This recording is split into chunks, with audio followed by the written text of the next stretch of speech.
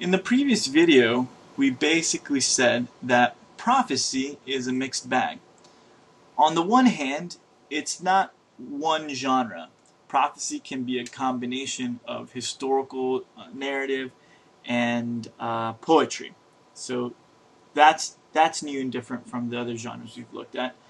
And on the other hand, it might not be one solid literary piece of work. It might be a collection of various narratives and poems and prophecies. So not only is it multiple genres, but we might be dealing with different stories and different literary elements all thrown into one work. So it makes it a little bit complicated and a little. You've got to be very versatile and very flexible when you approach prophecy. So I think at this point it's a good idea to establish some kind of strategy when we're looking at prophecy. I'm going to suggest here in this video, step number one is really get a basic grasp on what it is you're dealing with that whatever prophetic book you're looking into. So I've got here on the screen, I've got Daniel, and so if you're going to study Daniel, step number one is get just a basic grasp on what it is you're dealing with. And I'm going to suggest there's 3 questions you should ask yourself. Here's the first one. First, is this one solid literary work, or is it a collection of various elements? What I mean by that is this one solid story? Is it one prophecy? From beginning to end, is it one narrative? If you were to ask this question of the book of Jonah, I think the answer is yes, it is one solid literary work. Jonah has a beginning and an end, and it's one story, and that's that. Now, yes, there is a poem in the mix there, but even though there's a poem inserted, it's part of the same story. So it doesn't leave the narrative to tell the poem. The poem is very much a part of the narrative. And so Jonah is one solid literary work. Now, if you ask that same question in the book of Daniel, I think you'll come to the conclusion that it is not one solid literary work, or it is obviously a solid literary work, but it is a collection of various literary elements. And what we mean by that is that the entire work is various stories, it's various visions, and they're all added together to make one book. That's important because a lot of times we want to see that it's one narrative. We want the book of Daniel to be a narrative from beginning to end. It's a story of Daniel's life, and it's not. It's a collection of various elements.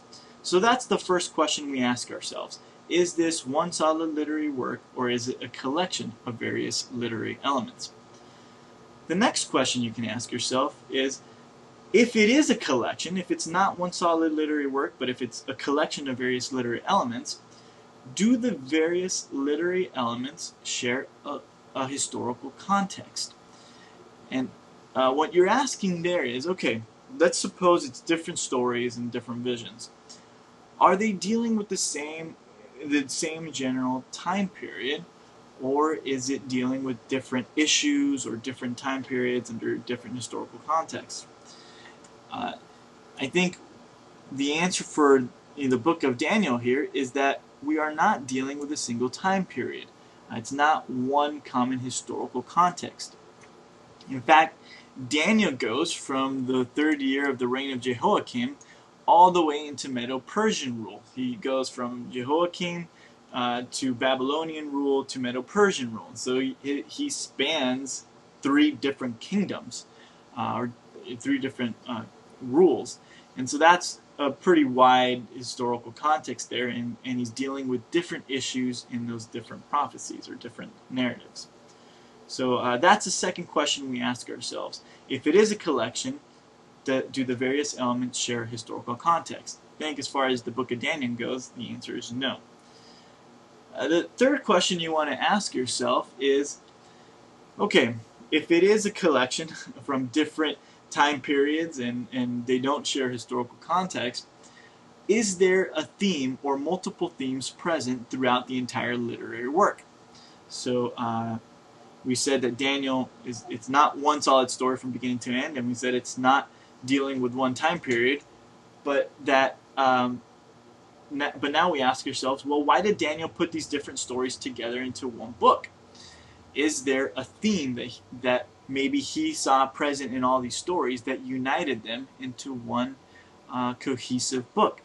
And I think in this case the answer is yes. If you read Daniel carefully, I think you'll see that the theme that unites the entire book of Daniel is that God hasn't left human history to its own devices. Instead, God is intimately in control of human history. He is the one orchestrating what kingdoms come to power and which ones fall, and ultimately, all nations are servants of God.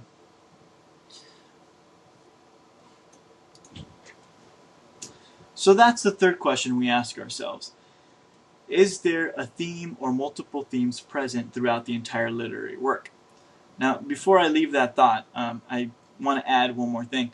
Is a larger literary work like Isaiah, it's a massive book.